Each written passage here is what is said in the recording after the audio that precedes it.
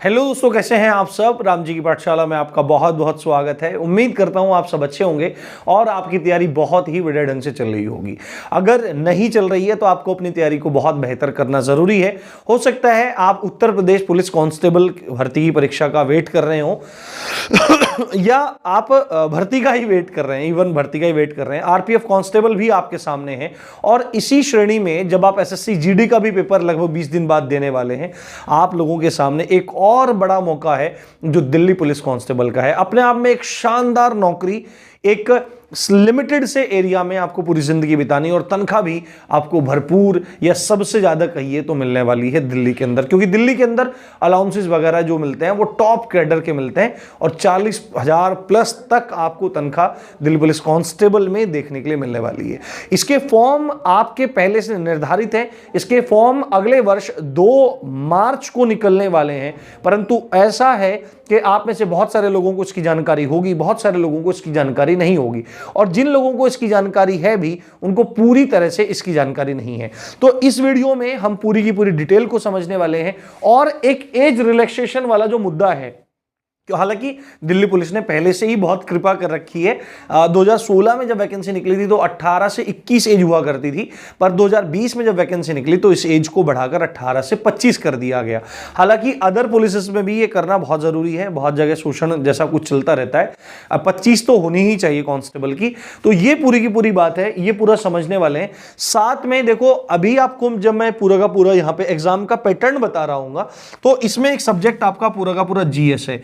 इस जीएस के लिए हम लोग निःशुल्क आपकी क्लासेस शुरू करने वाले हैं। हालांकि ये क्लासेस स्पेसिफिकली अभी दिल्ली पुलिस को लिख के नहीं चलेंगी। अभी 3-4 जो आपके एग्जाम हैं, जिसमें आपके यूपी पुलिस कांस्टेबल भी है और अन्य एग्जाम भी हैं, उनके साथ ही मिलाकर आपकी क्लासेस चलेंगी। आप अभी इन्हें पढ़िए, पर जब आपका एग्जाम आ जाएगा फिर हम अलग से इनकी क्लासेस को पढ़ेंगे और इतने बेहतर ढंग से पढ़ेंगे कि आपकी बल्ले बल्ले हो जाएगी। जल्दी ही हम जीएस की भी क्लास चलाने वाले हैं, उसको भी देखो। तो चैनल पर नए आए हो तो सब्सक्राइब करना बिल्कुल नहीं भूलना है और टेलीग्राम का लिंक दे रहा हूं, उसको ज्वाइन कर लीजिए। वहां पे बहुत सारी इंपॉर्टेंट चीजें डालता रहता हूं। अगर हम बात करें कि इस बार जो भर्ती आने वाली है उसमें पद कितने होने वाले हैं, कोई लोग कह रहे हैं कि 6,000 पद, कोई लोग कह रहे हैं कि 7,000 पद।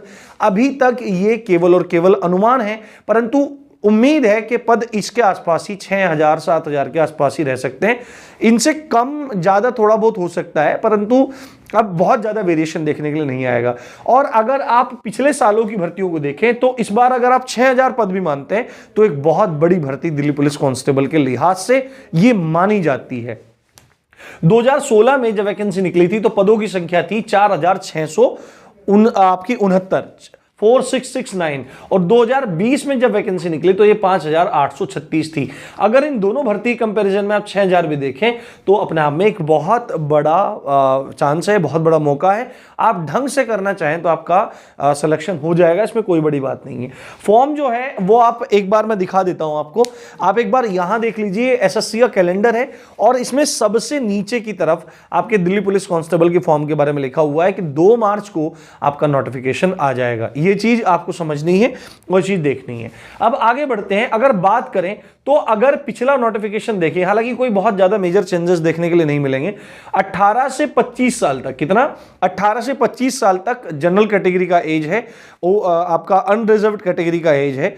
और अगर एज में छूट की बात करें तो एससी एसटी को हमेशा 5 साल की छूट रहती है, ओबीसी को यहां पर 3 साल की छूट रहती है। यह बात आपको समझनी चाहिए। अब जब बात एज की छूट की ही हो रही है, एज रिलैक्सेशन की हो रही है, तो जैसे एसएससी जीडी में 3 साल का रिलैक्सेशन मिला, उम्मीद है कि इसमें भी ये छूट दे सकते हैं। अब देंगे ही, ये बात पक्की नहीं है, पर दे सकते हैं, ऐसा हो सकता है। तो ये कितने की होगी, 1 की होगी, 2 की होगी, 3 की होगी, या बिल्कुल ही नहीं मिलेगी, वो डिपेंड करता है दिल्ली पुलिस पे और एसएससी पे। हालांकि एसएससी जीडी में 3 की मिली है तो उम्मीद है यहां भी छूट मिलनी चाहिए।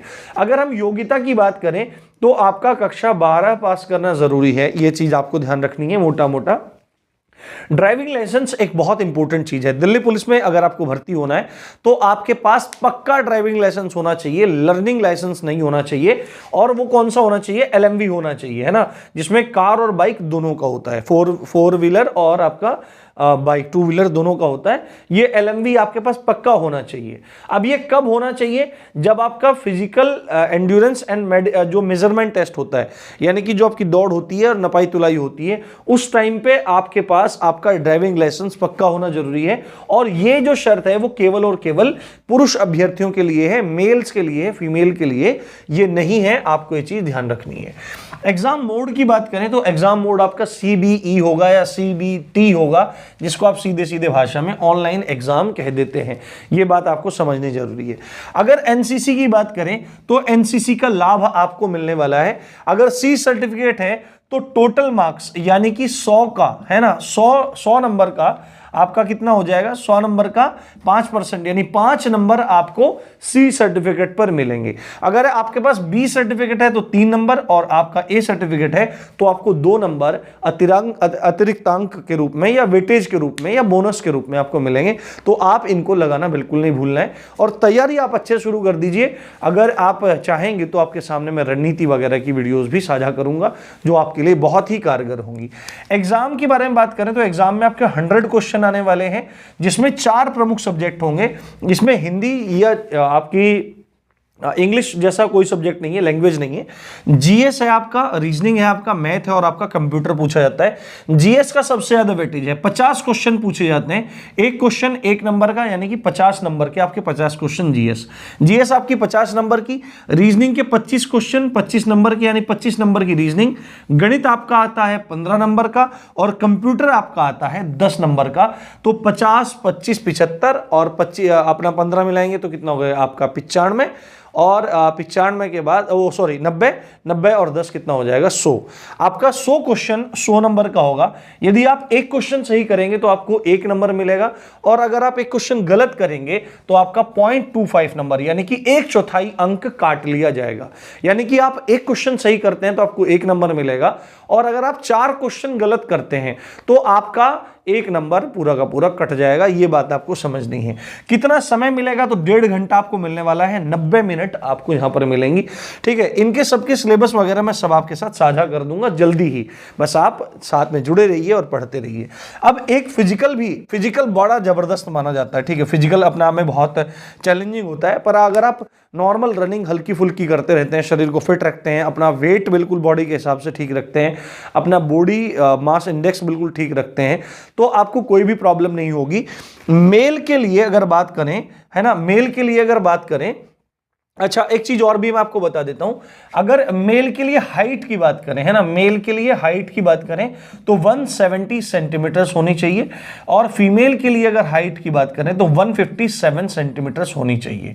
ये आपको हाइट का देखना है, बिना मतलब पुरुषों के लिए, लड़कों के लिए 170 सेंटीमीटर होनी चाहिए और फीमेल के लिए 157 सेंटीमीटर होनी चाहिए। और भी अलग अलग गढ़वाली, नेपाली, कुमाऊनी, इन सब के लिए अलग अलग है, वो आप नोटिफिकेशन में जाकर के देख सकते हैं। अगर बात करें दौड़ की तो लड़कों को 1600 मीटर दौड़ना है 6 मिनट में। कितना? लड़के 1600 मीटर को कंप्लीट करना पड़ेगा 6 मिनट में, एक ही चांस मिलेगा। और लड़कियों को यही 1600 मीटर की दौड़ 8 मिनट में पास करनी होगी। बात समझ में आई? लड़कों को 14 फीट कूदना होगा लॉन्ग जंप, उसके लिए 3 चांस मिलेंगे, और लड़कियों को लॉन्ग जंप 10 फीट कूदना होगा, उसके लिए भी 3 चांस मिलेंगे। 3 चांस में उसको करना, कंप्लीट करना जरूरी है। किसी भी एक बार में पास हो जाए, पहली बार पास हो जाए, दूसरी बार या तीसरी बार, तो पास होना चाहिए। 3 मौके मैक्सिमम है। हाई जंप जो लड़कों के लिए है वो 3 फुट 9 इंच है, यानी कि आप मोटा मोटा मान के चल सकते हैं 4 फुट ही आपको कूदना है। और लड़कियों के लिए ये 3 फुट हाई जंप है, और हर इवेंट के लिए, लॉन्ग जंप के, हाई जंप के लिए 3-3 मौके आपको यहां पर मिलेंगे, है ना। और भी चीजें हैं, आपका शॉर्ट पुट है, और भी चीजें, 100 मीटर आपका रहता है, 16 सेकंड में शॉर्ट पुट रहता है, तो वो सब चीजें आपको करनी है। कोई बहुत बड़ी बात नहीं है। अगर आप अभी से तैयारी करेंगे, आज आप देख लीजिए, दिसंबर आपका चला गया, जनवरी, फरवरी, और परीक्षा आपकी संभवतः मई जून के आसपास हो जाएगी।